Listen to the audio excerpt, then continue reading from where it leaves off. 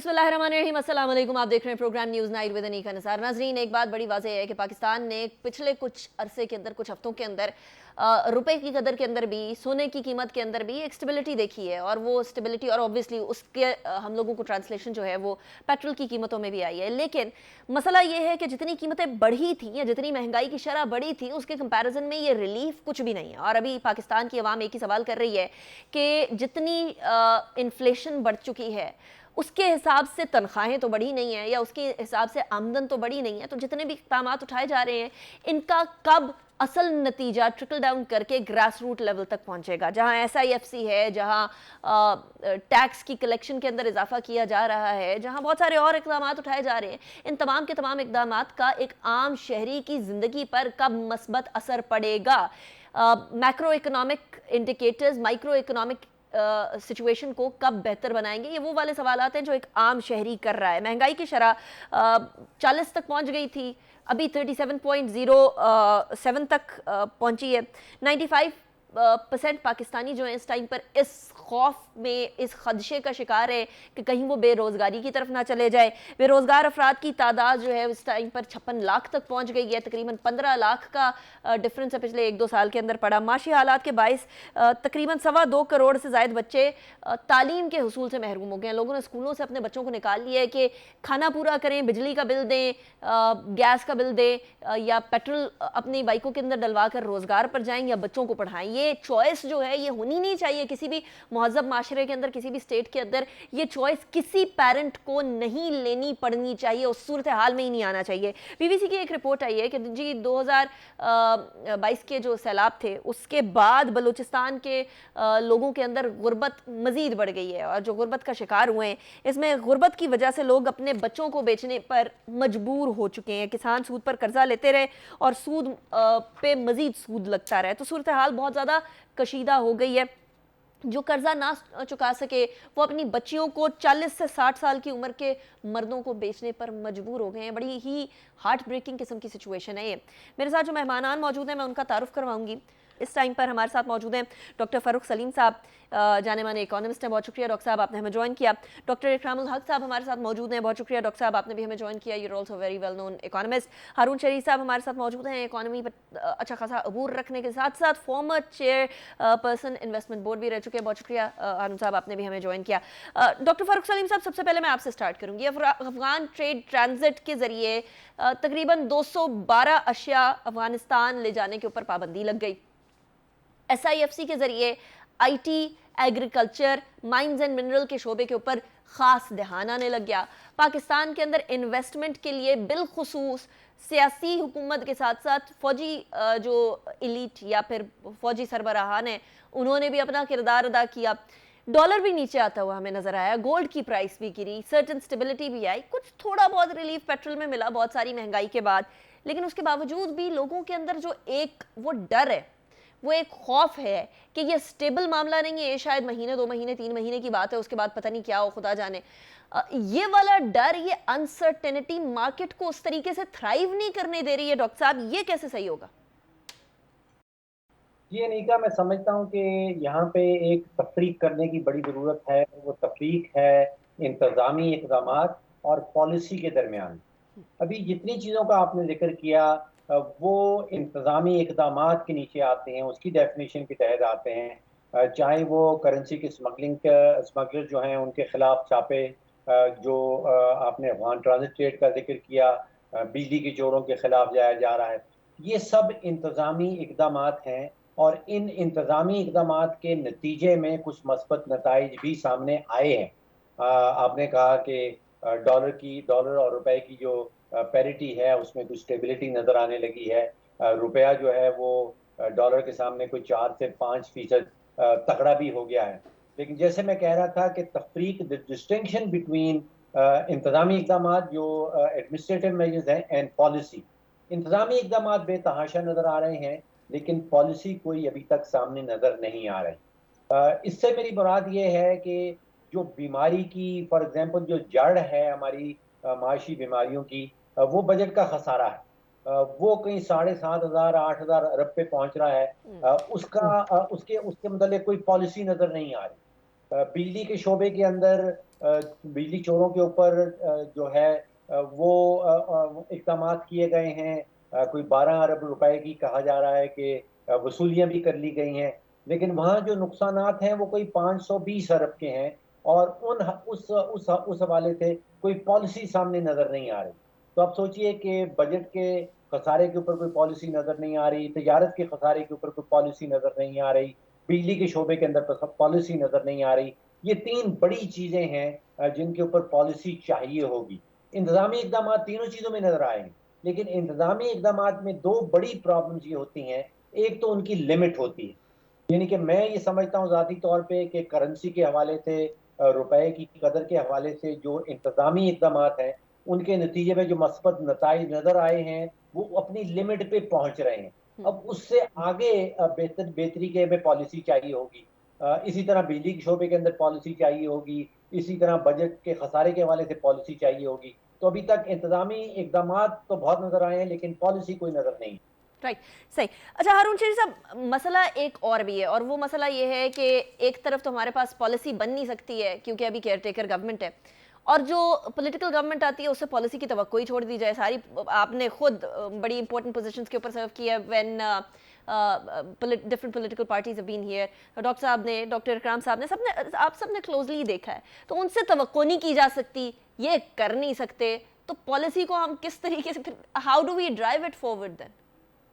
देखिए, जो आपका सवाल है उस पर डॉक्टर फारूक सलीम ने बड़ा तफसीली जवाब दिया है।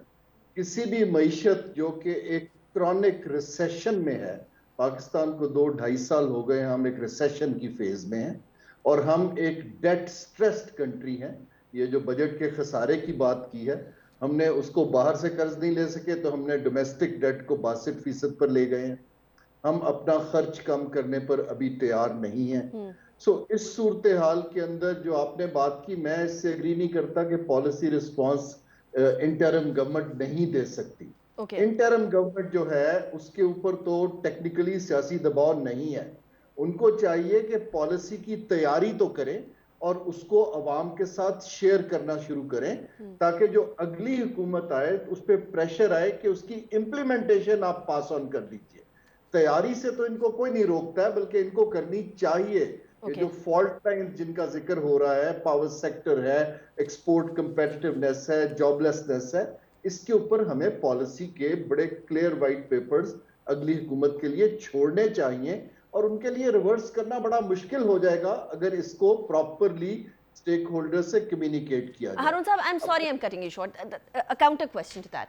वैसे तो इसकी कुछ तैयारी तो हमें नजर आ रही है, जैसे पीआईए के जो निजकारी की बात है वो बड़ी सीरियसली अब आगे देखी जा रही है कि इंतजामी मामला जो एविएशन वाली साइड देखेगी, बाकी निजकारी की तरफ लेकर जाया जाएगा।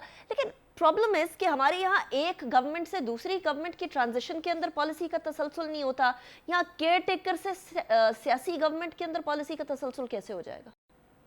जी देखिए, मैं आपको यही एक्सप्लेन कर रहा हूँ कि अभी जो SIFC का एक फोरम है, अगर वो एडमिनिस्ट्रेटिव स्टेप्स और गवर्नेंस से एक स्टेप ऊपर जाए, क्योंकि उसके आधे स्टेक होल्डर्स जो हैं वो कंटिन्यूटी इंश्योर करेंगे। पैरेलल स्ट्रक्चर्स को आप खत्म कर दीजिए और अगली हुकूमत के लोग भी SIFC में बैठेंगे, उनको समझाया जाए, जिसको हम इकोनॉमिक्स में कहते हैं कि एक आप ऐसी इलीट्स की बार्गेन करें जो कि पीपल सेंट्रिक हो।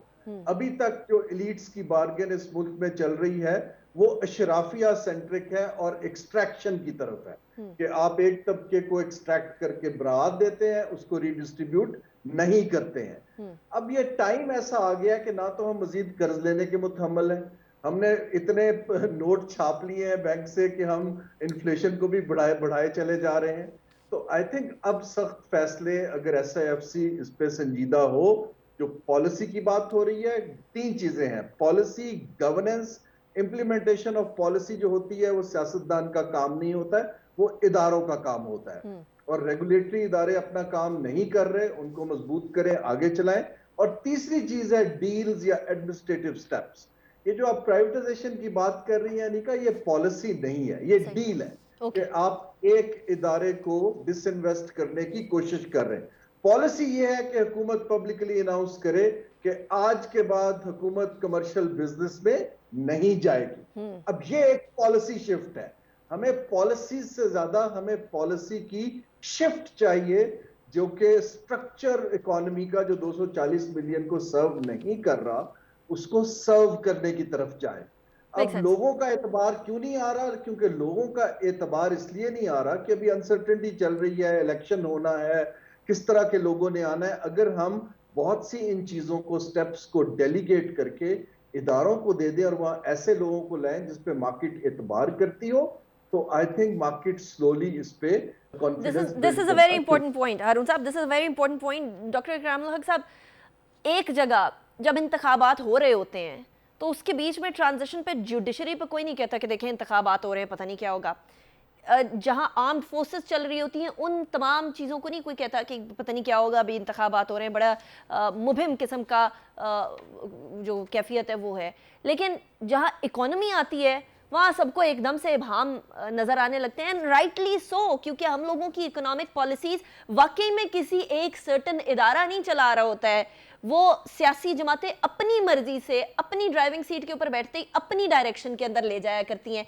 आपको लगता है कि SIFC कोई ऐसा इदारा बन सकता है या उसमें कोई ऐसी कैपेबिलिटी है, जिस तरह हारून साहब कह रहे हैं कि ये सारी चीज़ें जो है इदारों को कर रहे होना चाहिए, इसके अंदर कौन सी जमात आ रही है कौन सी नहीं आ रही, या हमारे इकोनॉमिक विजन और इकोनॉमिक गोल को इसको हैम्पर नहीं करना चाहिए? आपको लगता है कोई ऐसी कैपेबिलिटी SIFC में हो सकती है? कोई और इदारा बनाने की ज़रूरत है या इदारा नहीं बनाने की ज़रूरत, या SIFC की भी ज़रूरत नहीं थी, इससे पहले भी इदारे थे, या कोई कैपेबिलिटी नहीं है, विल नहीं है? What is wrong? क्यों ऐसा कोई इदारा नहीं बन सक रहा कि ये इकोनॉमिक एक्टिविटी के ऊपर इंतखाबात के साथ फौरी तौर पर इबाम आ जाता? जी, इंतज़ामी ढांचा पाकिस्तान का इस कदर कॉलोनियल इरा से जो उसके अंदर इस्लाहात होनी थी वो तो की नहीं गई। अब उसमें किसी किस्म की डिलीवरी की कोई जो है आज की दुनिया में जो टूल्स चाहिए, जिस तरीके से उसको सर्व करना चाहिए, वो तो करते नहीं हैं। अब ये तो बिल्कुल एक तरह से आप समझिए कन्फेशन है।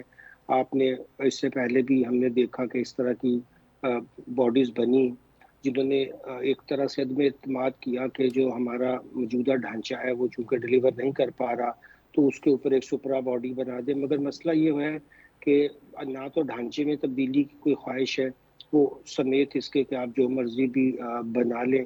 क्योंकि अगर एक इकॉनमी के अंदर आपको बेसिक चीज़ की समझ है कि आप एनर्जी को इतना महंगा रखते हैं, तो आप मुझे बताएं कि फिर उसके ऊपर आपकी इन्फ्लेशन, फिर आपका डिस्काउंट रेट, ये तीनों चीज़ें आप शामिल कर लें तो आप तो एक इतने लो डेवलपमेंट ट्रैक में फंस के हैं कि अब आपकी ग्रोथ तो हो नहीं रही है। जो अभी अरुण शरीफ साहब ने और डॉक्टर फरज साहब ने फरमाया कि ये हमारे जो क्रॉनिक इश्यूज हैं वो इस तरह की हल्की मुल्की तब्दीलियों से एक बॉडी बना देने से तो हल नहीं होने वाले हैं। उसको तो जिस किस्म की अब क्रॉनिक इस तरह की प्रॉब्लम्स के अंदर जो देखिए जब चीज़ें नहीं बदलती तो फिर बहुत वायलेंटली चेंज होती हैं। ये हर सोसाइटी का मसला होता है कि जहां आप ग्रेजुअली रिफॉर्म्स नहीं करते हैं तो एक ज़माना आता है कि फिर इतनी वायलेंटली आपको करनी पड़ती हैं कि उसके फिर बड़े जो शॉक्स और आफ्टर शॉक्स भी होते हैं। तो ये ख्याल करना चाहिए कि बार बार सारे पाकिस्तान में जितने भी सेन वॉइसेस हैं वो कहती रही हैं कि भाई आप बुनियादी तब्दीलियों की तरफ तवज्जो दीजिए। अब हमारी जो इस वक्त रियासती ढांचे के अंदर चाहे इंतज़ामिया हो, चाहे हमारी अदलिया हो, चाहे हमारी मुकन्ना हो, ये तीनों क्या डिलीवर करते हैं? आप देख लीजिए कि लोन लेकर तो आपने आगे जाते हुए MNAs को पैसे दे दिए। किस मुल्क में MNAs जो है वो नालियों का काम करते हैं, सड़कें बनाने का काम करते हैं। आपने 140 ए डाल दिया आइन के अंदर और आपने आज तक एक एम्पावर ही नहीं किया लोगों को ग्रास रूट लेवल पर। एक आपने गवर्नमेंट ही नहीं बनाई जिस लेवल की थर्ड ईयर की गवर्नमेंट को ये जो डिलीवरीज करनी थी, जो हम लोगों की बात करते हैं उनको हेल्थ की, एजुकेशन की, ये तो देखिए ये तो लोकल सेल्फ गवर्नेंस का इश्यूज है। अब आप इसको ऊपर से करने की कोशिश कर रहे हैं। 25 ए डाल दिया आपने कि जी हाँ 5 से लेकर जी 16 साल तक हम फ्री और जो है वो दिस आई हाँ, 100% इंडिया एग्री विद कि एक तो आपके पास इंफ्रास्ट्रक्चर नहीं है, दूसरी तरफ आप लोगों को पॉपुलेशन कंट्रोल की तरफ ध्यान कोई नहीं है, तीसरा जो पॉपुलेशन है उसको आप ह्यूमन रिसोर्स की बजाय आप एक कैटास्ट्रफी की तरफ लेकर जा रहे हैं। वो एक पॉपुलेशन फ़ायदेमंद साबित होने के बजाय गड़बड़ की तरफ जा रही है। ब्रेक की तरफ जाएंगे, ब्रेक के बाद इसी डिस्कशन को कंटिन्यू करेंगे कि कुछ जो मेजर सर्जरी करने की ज़रूरत है, अब वो पैनाडोल से काम नहीं चलेगा, मेजर सर्जरी करने की ज़रूरत है। ये मेजर सर्जरी किधर से शुरू करें? डॉक्टर फारूक सलीम साहब की तरफ जाएंगे एक ब्रेक के बाद।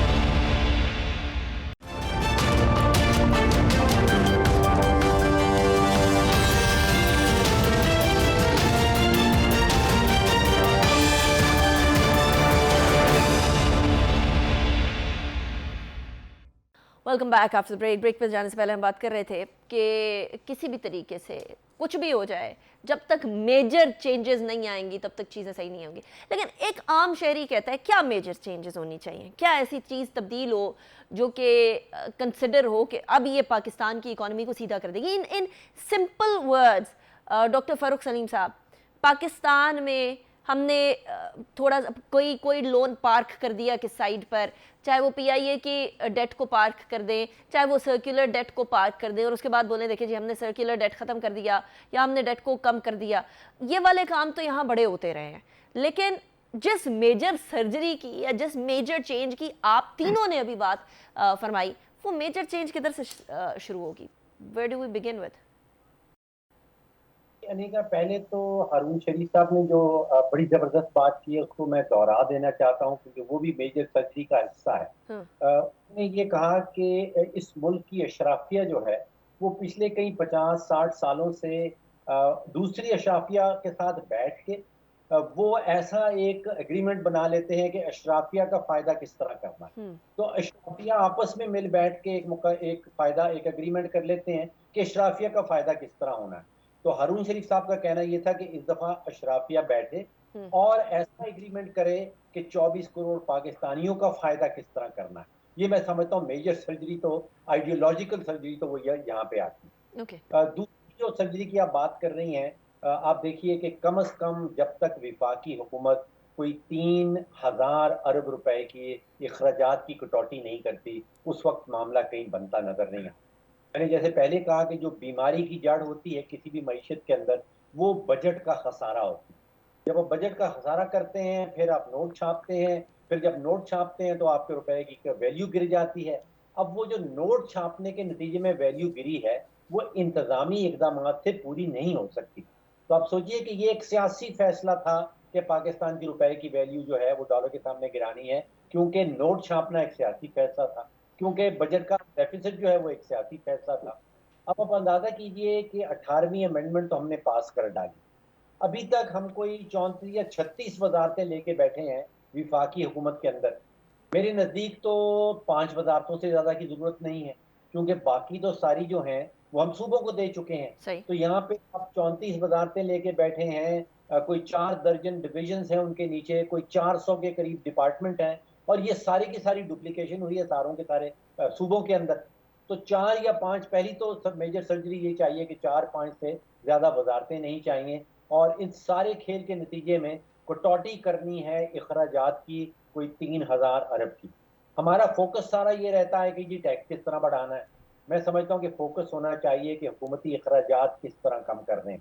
आप अंदाज़ा कीजिए कि आज से 12 साल पहले का बजट खोल के देखें, जो टैक्स का हद था, हुकूमत का अपना हद था, वो 1500 अरब का था। जो अब बजट आया है उसमें जो टैक्स का हद है वो कोई 9000 और 400 अरब का है। तो आप सोचिए टैक्स तो बहुत तेजी से बढ़ा है इस मुल्क के अंदर, लेकिन उसी पीरियड के दौरान जो हुकूमती अखराजात थे 12 साल पहले कोई 2500 अरब के थे, आज हमें बताया जा रहा है कि वो 14,500 अरब पे पहुंच गए हैं। तो मामला हुकूमती अखराजात का है, मामला टैक्स वाला जो इशू है वो नहीं। और सर्जरी का मैंने आपसे जिक्र किया कि एक तो फैसला साजी करनी है कि हुकूमत ने हुक्मरानी करनी है, बिजनेस नहीं करना। तो स्टेट ऑन एंटरप्राइज का, जैसे हारून शरीफ साहब ने भी जिक्र किया, कि एक पॉलिसी बनानी है कि हुकूमत ने कोई बिजनेस नहीं चलाने, कोई इंडस्ट्री नहीं चलानी, उसने रेगुलेशन करनी है, उसने हुक्मरानी करनी है। तो ये 2-4 फिलोसॉफिकली जो बड़ी चीजें हैं जिसका सर्जरी से डायरेक्ट ताल्लुक बन। राइट। हारून साहब, अब जब स्पेशली हम ये बात करते हैं कि जहाँ पॉलिटिकली ये कहा जाए कि जी हमने अखराजात कम करने हैं, आपको पता है नारे लगते रहे, अभी माजी में पीटीआई की गवर्नमेंट ने भी ये कहा, फिर ये जो अभी गवर्नमेंट आई थी इसने भी कहा कि हम गवर्नमेंट के, और फिर जब इनकी काबीना देखते हैं तो वो 72 हूरें होती हैं, इनके तो हूरों से भी ज़्यादा काबीना के अंदर मेंबरान हो जाते हैं। वो समझ नहीं आती, जितनी चीज़ जन्नत में नहीं मिलनी उतनी चीज़ इधर हुकूमत को मिल जाती है। ऐसी सूरत हाल में फिर किसको हम यकीन करें कि जी ये अखराजात कम करने आए हैं या फिर अवाम के अखराजात को काटने आए हैं? ये लिखा, जब तक आप पेटनेज बेस्ड सिस्टम करते जाएंगे कि लोगों को प्लीज करना है, उनको पर्क्स देने हैं, प्रिविलेजेस देने हैं, वो 84 मिनिस्टर्स के तो I am sure prime minister साहब को खुद नाम नहीं आते, तो वो काम आगे से क्या करेंगे। So my question here is कि हमें अब देखिए 2-3 चीजें क्लियर हैं। हमें पता है कि हमारी हर पॉलिसी में अगर हमने वाकई पाकिस्तान को खड़ा करना है इमर्जिंग एशिया की तरफ, हमें 25 लाख बच्चे और बच्चियों के लिए हर साल डिग्निफाइड इकोनॉमिक अपॉर्चुनिटीज और जॉब देने, हमें अपनी एक्सपोर्ट्स को कंपेटिटिव करना है, हमने पावर सेक्टर की फॉल्ट लाइंस को तोड़ना है, और हमने जो टेक्नोलॉजी बेस्ड इंडस्ट्री की तरफ, जो नॉलेज बेस्ड इंडस्ट्री की तरफ जाना है। लेट्स से ये 4 चीजें। अब क्योंकि सलाहियत नहीं है, आप एक चीज पिक कर लीजिए और लोगों को डेमोस्ट्रेट करें। जो आपने कहा ना ये कैसे होगा, ये मेरा नहीं ख्याल, जो मेरी जजमेंट है, जो कि मेरी दुआ तो नहीं है, दुआ कह रहा हूं, प्रोजेक्शन तो नहीं है, लेकिन ये 25-30 साल का काम है। अब अगर हमने सिमत करनी है तो इस सिमत के अंदर हमें एक बड़ी रिफॉर्म को, चाहे आप एडमिनिस्ट्रेटिव और पॉलिसी को पकड़ लें और उसको ठीक करके लोगों को दिखाएं, तो लोग आप पे एतबार करना शुरू कर देंगे। मेरा नहीं ख्याल कि जो कहता है आपको कि गेम चेंजर है या मैं डबल एक्सपोर्ट कर दूंगा, ये जो आप एक पॉपुलिस्ट फॉल्स एक्सपेक्टेशंस बिल्ड कर रहे हैं, ये आप एक बहुत बड़ी डिससर्विस कर रहे हैं। कभी हम पहले देखें, 10 साल से हम सीपैक को कह रहे हैं कि आपके सारे दुखों का बदावा सीपैक है, लेकिन आप लोगों को, आपको खुद नहीं पता कि वो कैसे है। इसके बाद अब आप कहते हैं कि जी SIFC जो है वो आएगी और $100 अरब आ जाएगा। देखिए, ये एक्सपेक्टेशंस की बजाय जब ट्रांजैक्शन चाहे 1 अरब की हो या $500 मिलियन की हो, जब हो जाए तो उसको सेल करना शुरू करें, क्योंकि लोग हम पे फिर मार्केट्स जो हैं उनका कॉन्फिडेंस शेक हो जाता है। तो मेरी तो ये राय है कि आपकी सलाहियत इतनी कम है, 1 या 2 इदारों को आप मजबूत करें, उनके ऊपर CEO लगाएं, उनको टारगेट्स दें और सियासत से जरा इंसुलेट कर दें और उनको कहें कि आप हमें 3 साल में ये रिजल्ट्स देख। ये सियासत से इंसुलेट करने वाला काम कुछ नामुमकिनात में से नहीं है हारून साहब, करना तो पड़ेगा। बिल्कुल नहीं है। हमने बैंकिंग सेक्टर को पास में किया है, टेलीकॉम सेक्टर को पास में किया है, मोटरवेज को किया है। ये नामुमकिनात इस मुल्क में होते रहे हैं। आप अभी भी ये नामुमकिनात को बिल्कुल मुमकिन कर सकते हैं, पिकअप 1। लेकिन अगर आप 100 जगह से बरात ले रहे हैं तो कम से कम 20 को तो आप कर देना इंसुलेट, ये मैं कह रहा हूँ। ठीक ठीक। इकराम अल हक साहब, कौन सी फहरिस्त अगर बनाने की कोशिश करें तो किन चीज़ों को हमें ये पॉलिटिकल इंट्रूजन से आइसोलेट करना चाहिए या इंसुलेट करना चाहिए? कौन से इदारे हैं कि जिनको आप पहले साइड पे करें, जैसे बैंकिंग सेक्टर और टेलीकॉम सेक्टर की बात करें हारून साहब, कौन से इदारों को इस मॉडल पे चलाना शुरू करना चाहिए इन द बिगिनिंग?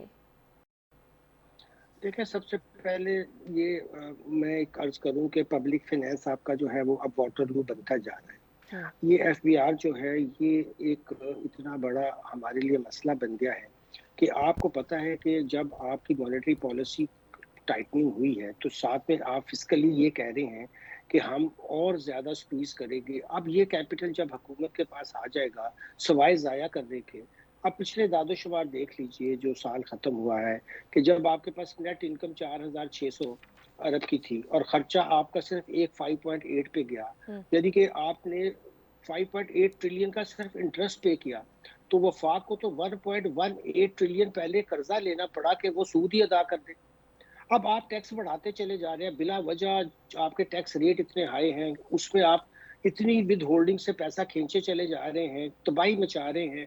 अब ग्रोथ आपकी हो नहीं रही है, टैक्स आपने बढ़ाना चलना शुरू किया, और दूसरी तरफ आपकी जो अखराजात का आलम है कि आप अपनी सारी आमदन को, अभी मैं कहता हूँ ये 9 भी कर ले, तो जब ये सूबों को 57.5% चला जाएगा, तो इनके पास तो सूद के अदा करने, क्योंकि सूद इस दफा 7 पे जाना है, 7 ट्रिलियन पे। अब आप मुझे बताइए कि जब इस हुकूमत के पास भी जो पीडीएम ने तो तबाही मचाई, उससे पहले जो हर एक की जब आप एवरेज निकालें कि उन्होंने कितना लोन मजीद लिया, तो आप देखते हैं कि नए से नए रिकॉर्ड कायम करें। यही हाल इनका भी है, क्योंकि जिस चीज की तरफ हम इशारा कर रहे हैं कि आपने जो वफाक में इतनी मिनिस्ट्रियां, इतने डिवीजन रखे हुए हैं, आप राइट साइजिंग क्यों नहीं करते हैं 18th अमेंडमेंट के बाद? आप फिर सूबों से क्यों नहीं कहते कि वो अपना रिसोर्स का पूल जो है केक का साइज बड़ा करें? अब ये कितनी हैरत की बात है कि 3 बिलियन से ज्यादा आप ज़राई इनकम टैक्स नहीं इकट्ठा करते हैं। अब मैं भी टैक्स के कोई हामी नहीं हूँ कि आप बिला वजह, लेकिन एक सेक्टर का आप जरा अंदाजा लगाएं कि जिसकी 25% से ज्यादा की जीडीपी में कंट्रीब्यूशन हो, अब फिर रिटेल को देख ले, वो 1-2% से नहीं बढ़ रहा है, तो अब फिर मैन्युफैक्चरिंग को तबाह करते चले जाए। सर्विस सेक्टर भी कहीं 60% है, तो टैक्स की उसकी कंट्रीब्यूशन आप 15% से ज्यादा नहीं बढ़ती है। तो आप क्या चाह रहे हैं कि फिर आप ग्रोथ तो बिल्कुल नहीं करेंगे, आपने तय कर लिया है, क्योंकि वर्ल्ड बैंक कह रहा है और फिर वो एक्सपोर्ट्स बढ़ाने वाली उम्मीद भी हमें छोड़ देनी चाहिए कि कॉस्ट ऑफ डूइंग बिजनेस को आपने आसमानों पे पहुंचा दिया, टैक्स को आपने आसमानों पे पहुंचा दिया, ईज ऑफ डूइंग बिजनेस हमारे यहाँ वैसे नहीं है, तो ये सिर्फ ट्रेडिंग एरिया बन जाएगा। Is this what we want? Break की तरफ जाएंगे। शिफ्टिंग पॉलिसी का मतलब यही है कि मैं डॉक्टर साहब, मैं ब्रेक के बाद वापस आ रही हूँ, उसके बाद आई स्टार्ट फ्रॉम यू।